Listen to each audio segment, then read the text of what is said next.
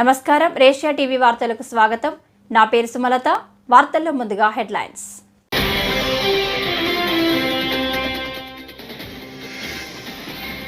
భీష్మ ఏకాదశి అన్నవరం దేవస్థానంలో భక్తుల రద్దీ.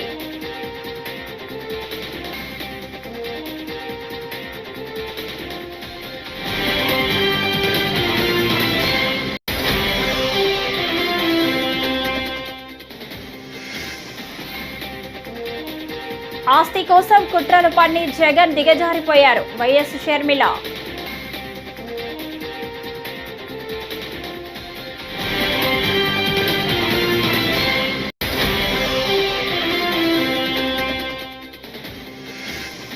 అవినీతిలో కూరుకుపోయినందుకనే ఢిల్లీలో ఆప్ ఓటమి. ఎంపీ రఘునందన్ రావు.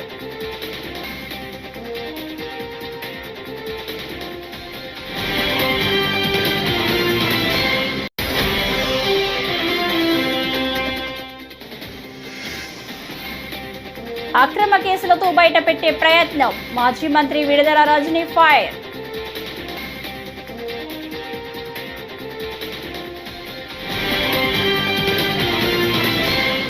ఇక డీటెయిల్స్ చూస్తే, అవినీతిలో కూరుకుపోయినందునే ఢిల్లీలో ఆమ్ ఆద్మీ పార్టీ అధికారం కోల్పోయిందని భాజపా ఎంపీ రఘునందన్ రావు అన్నారు. ఉచితాలతో అధికారం కైవసం చేసుకోవచ్చని భావించే రాజకీయ పార్టీలకు ఢిల్లీ ఎన్నికలు ఓ గుణపాఠమని చెప్పారు. ఢిల్లీ అసెంబ్లీ ఎన్నికల్లో భాజపా ఘన విజయంపై రఘునందన్ హర్షం వ్యక్తం చేశారు. మేము ఈ సందర్భంగా శుభాకాంక్షలు, అభినందనలు తెలియజేస్తా ఉన్నాం. ఫ్రీబీల వల్లనే అధికారంలోకి వస్తాం, ఉచితాల వల్లనే మళ్ళొకసారి అధికారంలోకి వస్తాం అనేటువంటి అన్ని రాజకీయ పార్టీలకు కూడా ఢిల్లీ ఎన్నికలన్నిటి ఒక రకంగా గుణపాఠంలాగా కనబడతా ఉన్నాయి. అవినీతికి వ్యతిరేకంగా ఉద్యమాన్ని ప్రారంభించి అవినీతి ఊబిలో కూరుకుపోయింది కాబట్టి ఆమ్ ఆద్మీ అనేటువంటి పార్టీ ఈరోజు ఢిల్లీ లోపల ఈ రకమైనటువంటి ఫలితాలని ఫేస్ చేయాల్సినటువంటి పరిస్థితి వచ్చింది.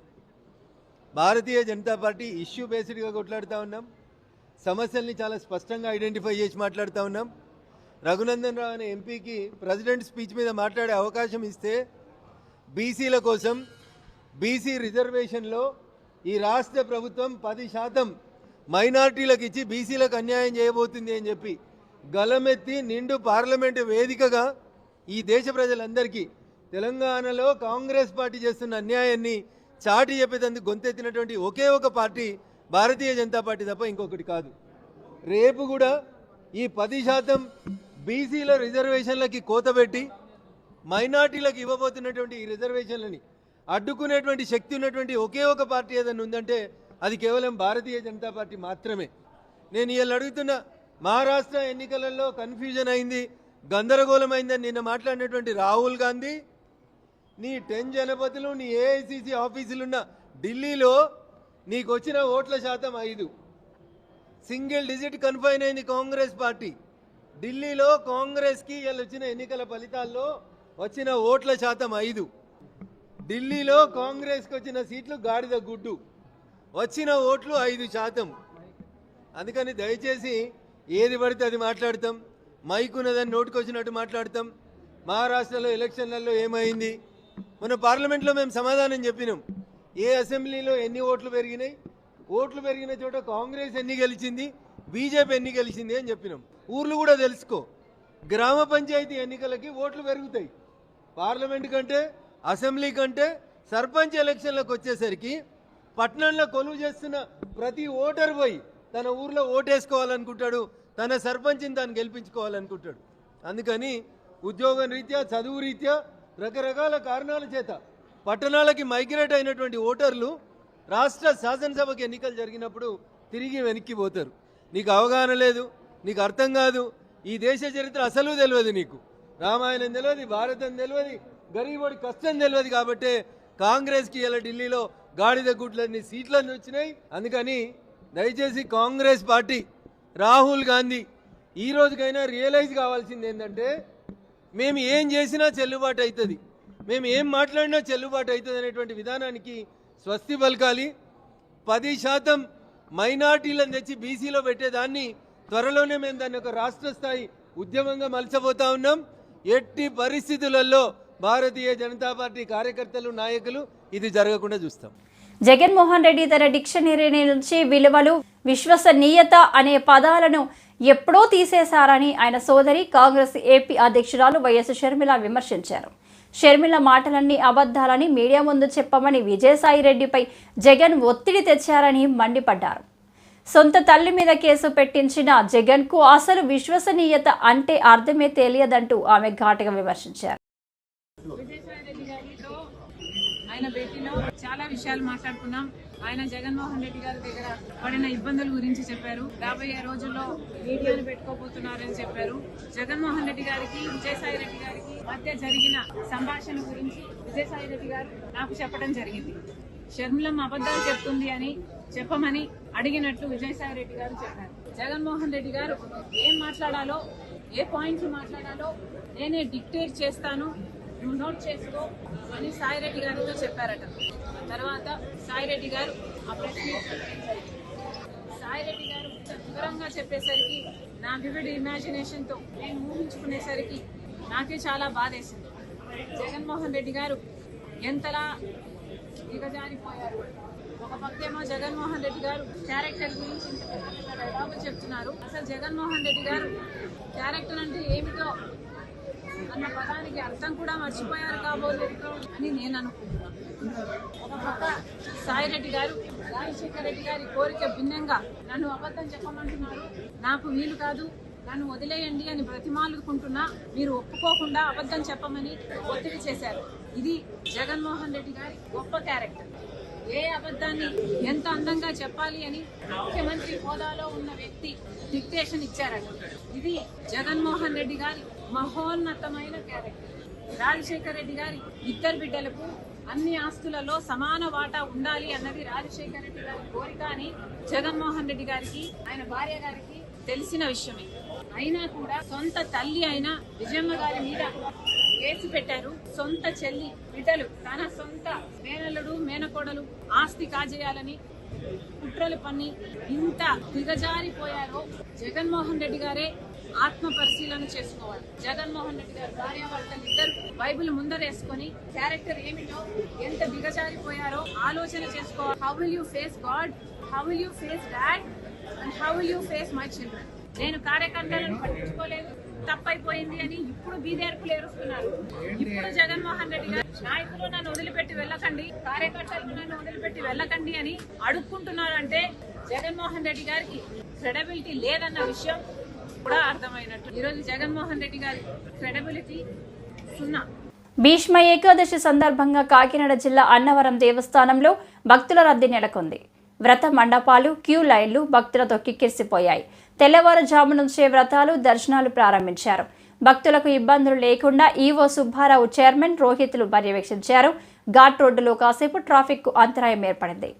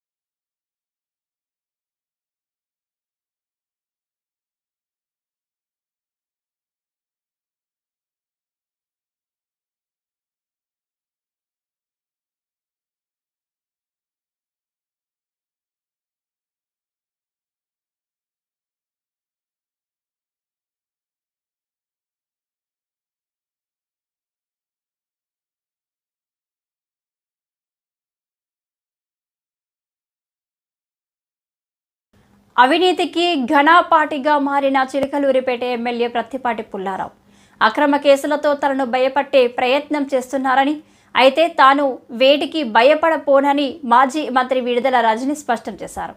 తమ నియోజకవర్గంలో ఎమ్మెల్యే ప్రత్తిపాటి పుల్లారావు అరాచకాలు పెచ్చు మీరిపోతున్నాయని ఆయన ఆదేశాలతోనే పోలీసులు అత్యుత్సాహం ప్రదర్శిస్తూ తన కుటుంబంపై కేసులు నమోదు చేశారని మాజీ మంత్రి ఆక్షేపించారు. అని తేల్చి చెప్పేశారు. ఇదేంటా అని వైఎస్ఆర్ కాంగ్రెస్ పార్టీకి సంబంధించినటువంటి నాయకులు కానీ, సామాన్య సోషల్ మీడియా కార్యకర్తలు కానీ, సోషల్ మీడియా యాక్టివిస్ట్ కానీ ఏదన్నా ప్లాట్ఫామ్స్లో సోషల్ మీడియాలో దీన్ని కనుక ప్రశ్నిస్తే, క్వశ్చన్ చేస్తే అక్రమ కేసులు, అక్రమ అరెస్టులు, జైళ్ళకి ఏడుస్తారు. ఇదంతా కూడా ఒక రెడ్ బుక్ రాజ్యాంగం రాష్ట్రంలో నడుస్తుంది. మరి ఈ రోజున ఇది ఎలా అయిపోయిందంటే మన రాష్ట్రంలో ఇదొక పాలసీ మాదిరిగా, ఇదొక గవర్నమెంట్ పాలసీ. ఈ గవర్నమెంట్ పాలసీ రాష్ట్రం మొత్తం ఇంప్లిమెంట్ చేయాలి కావచ్చేమోనని ఇక ఇది ముందుకు కొనసాగుతూ ఉంది. ఇది ఇట్లా ఉంటే మన చిలకలూరుపేట నియోజకవర్గంలో ఈరోజు నియోజకవర్గ పరిస్థితి ఏంటంటే ఒక ఆటవిక అరాచక పాలన చిలకలూరుపేట నియోజకవర్గంలో కొనసాగుతుంది. ఇక్కడున్నటువంటి ఎమ్మెల్యే పుల్లారావు గారు అవినీతికి ఘనపాటి పత్తిపాటి అని చెప్పొచ్చు. ఇక్కడ ఒక చక్కటి నరేటివ్ని, కట్టుకథ చక్కగా అల్లి ఒక వ్యక్తిని ఈ పుల్లారావు గారు స్టేషన్కి పంపిస్తాడు. పంపించి ఒక కంప్లైంట్ ఇప్పిస్తాడు.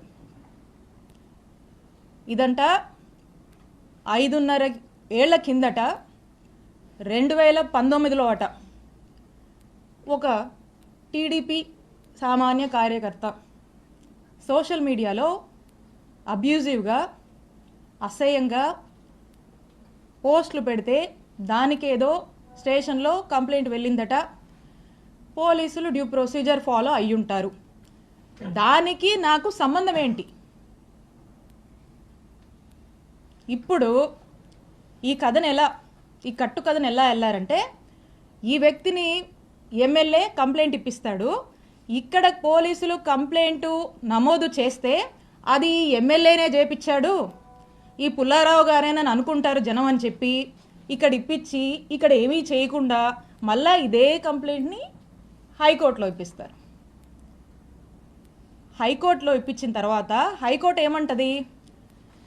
ఏమన్నదంటే, ఇది హైకోర్టు ఆర్డర్, నేను చదివి వినిపిస్తాను. Learned assistant government pleader takes notice on behalf of the respondents and state and seeks time for getting instructions. List in second week of February 2025. ఇది ఆర్డర్. అంటే దీని అర్థం ఏంటంటే, దీని రెస్పాండెంట్స్ ఎవరైతే ఉంటారో అంటే పోలీసులు, హానరబుల్ హైకోర్టు పోలీసులని రిమార్క్స్ అడుగుద్ది ఈ కంప్లైంట్ సంబంధించి. తర్వాత దీన్ని ఫిబ్రవరి 2nd వీక్కి పోస్ట్ చేస్తుంది. ఇంత ఈ ఆర్డరు. ఈ ఆర్డర్లో ఏమీ కూడా నా మీద కేసు ఫైల్ చేయమని, ఎఫ్ఐఆర్ కట్టమని ఏమీ లేదు. ఢిల్లీ అసెంబ్లీ ఎన్నికల ఫలితాలపై తాజాగా అన్నా హజారే స్పందించారు. నేను ఎప్పుడూ చెప్పేది ఒక్కటే, అభ్యర్థి ప్రవర్తన, ఆలోచనలు బాగుండాలి, జీవితంలో తప్పులు లేకుండా చూసుకోవాలి. ఈ గుణాలు ఓటర్లలో నమ్మకం కలిగేలా చేస్తాయి. నేను ఈ విషయాన్ని కేజ్రీవాల్కు చెప్పాను, కానీ ఆయన దానిని పట్టించుకోలేదు. చివరకు మద్యంపై దృష్టి సారించాడు, డబ్బుపై వ్యామోహంతో ఉన్నాడు, అందుకే నేడు ఓటమి ఎదుర్కొన్నాడు అని అన్నా హజారే విమర్శించారు. मैं पहले से बताता कि चुनाव लड़ते समय उम्मीदवार का आचार शुद्ध होना, विचार शुद्ध होना, जीवन निष्कलंक होना, जीवन में त्याग होना और अपमान करने की शक्ति होना, ये गुण अगर उम्मीदवार में है तो मतदारों को विश्वास आता है ये हमारे लिए कुछ करने वाला है. मैं बार बार बताते गया, लेकिन उनके दिमाग में नहीं आया। और आखिर शराब के बारे में उन्होंने एक मुद्दा उठाया कि शराब की दुकान, उसमें शराब की बात क्यों आ गई? पैसा। సత్యసాయి జిల్లాలోని పోలీసు స్టేషన్లో సిబ్బంది కొరతను త్వరలో భర్తీ చేస్తామని జిల్లా ఎస్పీ రత్న తెలిపారు. జిల్లా వ్యాప్తంగా అన్ని స్టేషన్లలో కొరత వాస్తవమేనని అన్నారు. సిబ్బంది కొరత తీర్చేందుకు ప్రభుత్వానికి నివేదికలు పంపినట్లు ఎస్పీ వెల్లడించారు. పోలీస్ క్వార్టర్కు సంబంధించిన స్థల సేకరణ కోసం రెవెన్యూ అధికారులతో చర్చిస్తామన్నారు. స్టేషన్లో ఫిర్యాదుదారుల సంఖ్య అధికంగా ఉందని తెలిపారు. అలాగే ఇన్వెస్టిగేషన్ కూడా కరెక్ట్గా ఉంది. చాలా వరకు కేసులు పెండెన్సీ తగ్గించారు. కాకపోతే ఇక్కడ ఎక్కువ పిటిషన్స్ వస్తున్నాయి. పిటిషన్ ఎక్కువగా ఉంది. ఇక్కడ నుంచి హెడ్ క్వార్టర్ కూడా పిటిషన్స్ ఎక్కువ వస్తున్నాయి. మొబైల్ తర్వాత ల్యాండ్ ఇష్యూస్ ఇట్లాంటివి బాగా ఉన్నాయి. సో వాటిపైన త్వరలో దృష్టి పెట్టడం, అవేర్నెస్ కల్పించడం, ఇంకా పబ్లిక్లోకి వెళ్ళడం, నైట్ ఫాల్ట్, బేసిక్ పోలీసులు ఇవన్నీ కాన్సన్ట్రేట్ చేస్తాం. అట్లాగే టెక్నాలజీ కూడా వాడటం జరుగుతుంది. ప్రతి స్టేషన్ కూడా డ్రోన్ కెమెరా తేవడం అనేది గవర్నమెంట్ లక్ష్యం ఉంటుంది. సో ఆ దృష్టిలో కూడా అలాగే టెక్నాలజీ కూడా వాడుకోవడం అనేది ఇంప్రూవ్ చేస్తాం స్టేషన్ వైజ్ కూడా. స్టేషన్స్ ఎంత ప్రిమైసెస్ ఉందో స్టేషన్ చుట్టూ చాలా వెహికల్స్ కూడా ఉన్నాయి. సో ఇట్లా సబ్ వెహికల్స్ అవి చాలా ఉన్నాయి. అవి కూడా తగ్గించాలి. అవి కూడా మాట్లాడడం జరిగింది. దాని కూడా ఒక యాక్షన్ ప్లాన్ వస్తుంది. అట్లాగే మెన్కి సంబంధించి అకామిడేషన్ ఇదంతా కూడా గవర్నమెంట్ పాలసీ అది. సో వీళ్ళు అడ్రస్ లెటర్ పెడతాం గవర్నమెంట్. ఒకవేళ శాంక్షన్ అయితే మంచిది, మనకి దానికి ఇబ్బంది లేదు. ఎంత స్థలం ఉంది ఏంటంతా చూసి ప్రతి ఒక్క ల్యాండ్ను కూడా పోలీసు ల్యాండ్ని సర్వే చేసి దాన్ని ఫెన్సింగ్ చేసుకోవడానికి అందరికీ ఒక కమిటీ కూడా పెట్టాము. ఎస్టేట్ కమిటీ అని ఏఆర్డిఎస్పీ ఆధ్వర్యంలో. సో వాళ్ళ ఆధ్వర్యంలో ఎస్టేట్ ఆఫీసర్ పెట్టుకుని చేస్తున్నాం. అన్ని స్టేషన్స్ లో పరిధిలో ఉన్న గవర్నమెంట్ అలాట్ చేసిన భూమిని ముందు ప్రొటెక్ట్ చేసుకోవడం, ఆ తర్వాత ఎవరెవరికి ఏం అవసరం అనేది అప్పుడు చూడడం జరుగుతుంది. ధర్మవరం షాపింగ్ కాంప్లెక్స్ రీసెంట్ గా పంపించాము. ధర్మవరం ట్రాఫిక్ పోలీస్ స్టేషన్ పంపించాము రిక్వెస్ట్. సో డిఫరెంట్ రిక్వెస్ట్లు ఆల్రెడీ పంపాము. ఉన్నాయి. ఉమెన్ స్టేషన్ ఒకటి ఈ జిల్లాకి, తర్వాత హిందూపూర్లో ట్రాఫిక్ పోలీస్ స్టేషన్ లేదు జిల్లాలో. సో అది ఫస్ట్ టాప్ ప్రయారిటీ అవి పెట్టాము. ఉమెన్ స్టేషన్, ఇంకా షాపింగ్ కాంప్లెక్స్ సీకేపల్లి ఒకటి, ధర్మవరం ఒకటి, వీళ్ళకి అట్లా మిగతా గుడిబండ అలా కూడా పెట్టాము రిక్వెస్ట్. పెట్రోల్ బంకులు 2 ఉన్నాయి. పెనుగొండ ఒకటి, ఓడిసి రీసెంట్. ధర్మవరంలో ఏపీయూడబ్ల్యూజే మహాసభను నిర్వహిస్తున్నట్లు ఏపీయూడబ్ల్యూజే ధర్మవరం డివిజన్ అధ్యక్షుడు భాస్కర్ రెడ్డి, స్టేట్ కౌన్సిల్ సభ్యుడు జీవి నారాయణ శుక్రవారం తెలిపారు. వారు మాట్లాడుతూ ధర్మవరంలోని సిఎన్బి ఫంక్షన్ హాల్లో ఈ నెల 13న ఏపీయూడబ్ల్యూజే మహాసభను భారీ ఎత్తున నిర్వహిస్తున్నట్లు తెలిపారు. కార్యక్రమానికి రాష్ట్ర మంత్రులు, జిల్లా ఎమ్మెల్యేలు, జిల్లాలో పాత్రికేయులు పాల్గొంటున్నారని వివరించారు. సత్యసాయి జిల్లా ధర్మవరం పట్టణంలో ఏపీయూడబ్ల్యూజే జిల్లా మహాసభలు ఈ నెల 13వ తారీఖున భారీ ఎత్తున సిఎన్బి కళ్యాణ మండపమునందు నిర్వహించడానికి అన్ని ఏర్పాటు చేస్తున్నాము. ఈ కార్యక్రమానికి ముఖ్య అతిథులుగా రాష్ట్ర మంత్రులు అనగాని సత్యప్రసాద్, సత్యకుమార్ యాదవ్, పయ్యావుల కేశవ్, కొలుసు పార్థసారథి, సవితమ్మతో పాటు జిల్లాలోని ఎమ్మెల్యేలు, ఎంపీలు, ఎస్పీ, కలెక్టర్తో పాటు వివిధ పార్టీల నాయకులు నాయకులతో పాటు జిల్లా వ్యాప్తంగా జర్నలిస్టులు అందరూ భారీగా తరలివస్తున్నారు. ఈ కార్యక్రమాన్ని జయప్రదం చేయవలసినదిగా తోటి పాత్రికేయులందరినీ కోరడమైనది. తమ భూములు ఆక్రమించారంటూ బెల్లంకొండ మండలం మన్నె సుల్తాన్ పాలెం ఎస్టీ కాలనీ వాసులు శనివారం పల్నాడు జిల్లా కలెక్టర్ కార్యాలయానికి వచ్చి కలెక్టర్కు ఫిర్యాదు చేశారు. ఈ సందర్భంగా వారు మాట్లాడుతూ ప్రభుత్వం తమకు 25 కుటుంబాలకు కేటాయించిన 75 ఎకరాల భూములు గ్రామానికి చెందిన కొందరు ఆక్రమించారని అన్నారు. తమ భూములు తిరిగి తమకి ఇప్పించి న్యాయం చేయాలని వేడుకున్నారు. ఎల్హెచ్పిఎస్ లంబాడి హక్కుల పోరాట సమితి జాతీయ ఉపాధ్యక్షుని, మల్లె సుల్తాన్ పాలెం, ఎంఎస్ పాలెం, బెల్లంకొండ మండలం రామాయణపురం తండాలో గిరిజనులు ఒక 20 కుటుంబాలకి గత 2012లో 6వ FR కింద పట్టాలు ఇచ్చినారు ప్రభుత్వం వారు. అంటే 2005కు ముందు చట్టం రాకముందు నుంచి వాళ్ళు పని చేసుకుంటుంటే, ఆ పొలాలు బాగు చేసుకొని పని చేసుకుంటుంటే వాళ్ళకి గుర్తించి ప్రభుత్వం వారు 2012లో కలెక్టర్ సురేష్ కుమార్ ఆధ్వర్యంలో పట్టాలు ఇష్యూ చేశారు. 6వ FR పట్టాలు ఇచ్చారు. 2013-14లో వర్షాభావం తక్కువ అవడం వల్ల ఈ గిరిజన కుటుంబాలు పక్కనే ఉన్న దాచిపల్లి, గుంటూరు, ఈ మాచర్లి పరిసర ప్రాంతాల్లో బతుకు తెరువు నిమిత్తం ఒక 6 నెలలు, ఒక సంవత్సరం లోపు అలా కలిసి వచ్చి రిటర్న్ వచ్చేటప్పటికి ఆ పొలాల్ని ఆక్యుపై చేశారు. తెలంగాణ రాష్ట్రానికి చెందిన PC కులాలు, గౌడాస్ కులాలు వాళ్ళు మిర్యాలగూడెం దగ్గరలో ఉంటారు. వీళ్ళందరూ కూడా ఆ ఊర్లో చాలా ఆధిపత్యం నడిపిస్తూ ఆ స్థలాన్ని వేరే వాళ్ళకి అమ్మేశారు. అది కూడా పులిసింద ప్రాజెక్ట్ కింద వచ్చిన గిరిజనులు వాళ్ళ దగ్గర కాసిన డబ్బులు ఉంటే అదే అదను చేసుకొని మౌలామ నాయక్ అనే మధ్యవర్తిగా నటించి అతను ద్వారా ఈ సేల్స్ అనేది చేశారు. ఈ సాంబయ్య, ముత్తయ్య, కారుమతి హనుమంతు, కోటయ్య, ఎల్మినేని ముత్తయ్య గారు, కాశయ్య గారు, పార్వతమ్మ గారు, చంద్రకళ గారు, బొడ్డుపల్లి చంద్రకళ గారు, చీరాల శీను మరియు ఈ 7-8 మంది టీమ్ గా ఏర్పడిపోయి అక్కడ ఉన్న ప్రభుత్వ భూమిని వాళ్ళ సొంత భూముల్లాగా అమ్మేశారు. ఫారెస్ట్ అధికారులు దాన్ని స్వచ్ఛం చూశారు. ప్రస్తుతం వీళ్ళ స్థలాలని ఆక్యుపై చేసి వాళ్ళకి అమ్మేశారు. ఆ స్థలాల్లో వీళ్ళు మరి తిరిగి జీవనం కోసం ఆ గ్రామానికి వస్తే రానివ్వటలేదు. ప్రజెంట్ ఇప్పుడు వచ్చి ఉన్నారు.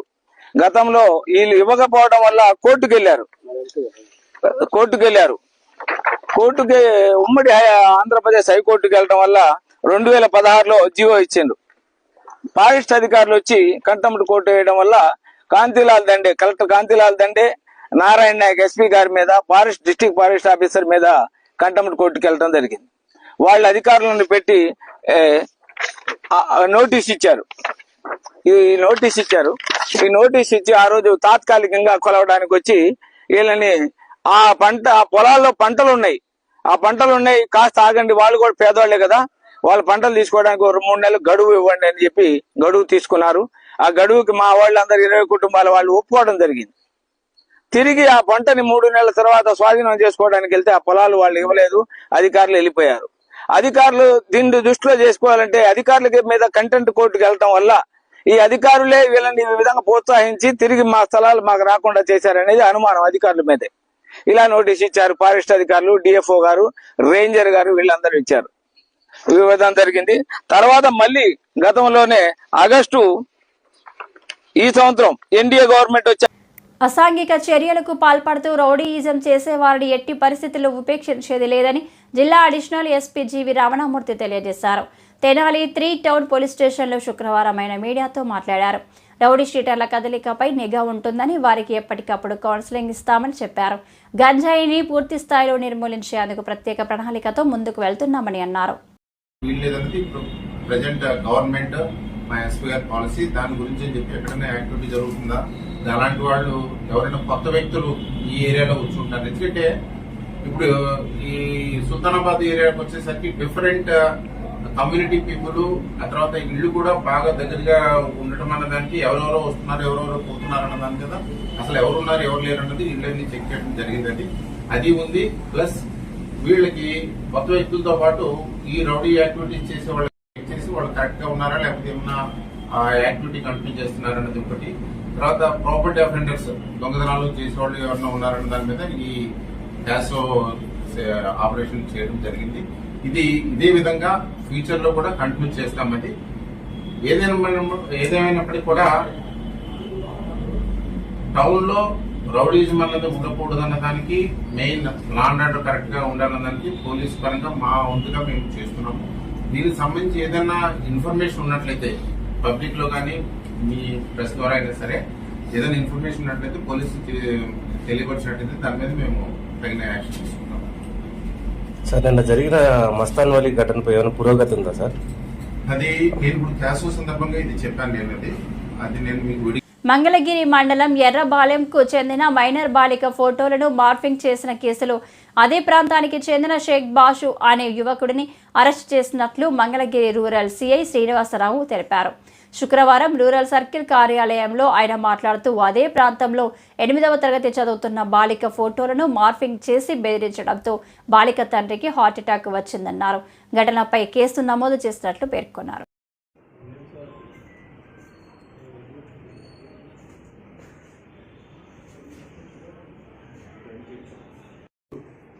మనము ఒక 4 days బ్యాక్ ఇది జరిగింది. ఒక మైనర్ గర్ల్ని స్కూలు ఇక్కడ నాగలక్ష్మి స్కూల్లో చదువుకునే ఒక 8th క్లాస్ పాపని ఒక వ్యక్తి ఆమెని సంబంధించి కొన్ని అసభ్యమైన ఫోటోలు అవి పెట్టాడని తర్వాత దాని మీద మనం ఈ కేసు ఒకటి రిజిస్టర్ చేయడం జరిగింది. దానిలో భాగంగా మనం కేసు రిజిస్టర్ చేసిన తర్వాత దర్యాప్తులో భాగంగా మనకు తేలింది ఏంటంటే ఈ వ్యక్తి ఈ మైనర్ గర్ల్కి సంబంధించిన ఇంటి ముందుగా ఒక ఫోన్ నెంబరు వాళ్ళు కాంటాక్ట్ నెంబర్ ఒకటి వేసి ఉండటంతో ఆ కాంటాక్ట్ నెంబర్కి ఆ వ్యక్తి అరబాలానికి సంబంధించిన ఒక వ్యక్తి ఒక కురవాడు ఫోన్ నెంబర్ తీసుకుని ఆ అమ్మాయి 8th క్లాస్ చదివే అమ్మాయి యొక్క ఫొటోస్ని హెడ్ని మార్ఫింగ్ చేసి వేరే న్యూడ్ బాడీ మొత్తం అటాచ్ చేసేసి ఆ ఫొటోస్ అన్నీ కూడా షేర్ చేయడంతో ఆ అమ్మాయి చూసి ఆ అమ్మాయి బాధపడిపోయి సూసైడ్ అటెంప్ట్ చేయటం, తర్వాత ఈ విషయం తెలిసిన తండ్రి హార్ట్ అటాక్ రావటం ఇవన్నీ జరిగింది. తర్వాత దానిలో భాగంగా వాళ్ళు వచ్చేసి న్యాయం కోసం పోలీస్ స్టేషన్కి వచ్చి రిపోర్ట్ ఇవ్వగా ఆ రిపోర్ట్లో భాగంగా దర్యాప్తులో భాగంగా ఆ చేసిన వ్యక్తి ఎవరు ఏంటనేది అతన్ని తెలిసి అతన్ని మేము కస్టడీలోకి తీసుకుని అతనికి మంచిగా కౌన్సిలింగ్ చేసి అతన్ని ఈరోజు పోలీసు లాంఛనాలతో మొత్తం అతన్ని కంప్లీట్ చేసిన తర్వాత అతన్ని రిమాండ్ నిమిత్తం కోర్టు వారికి ఈరోజు పంపించడం జరుగుతుంది. దీనిలో భాగంగా మేము చెప్పేది ఏంటంటే ఈ వార్తలు ఇంతటితో సమాప్తం. నమస్కారం.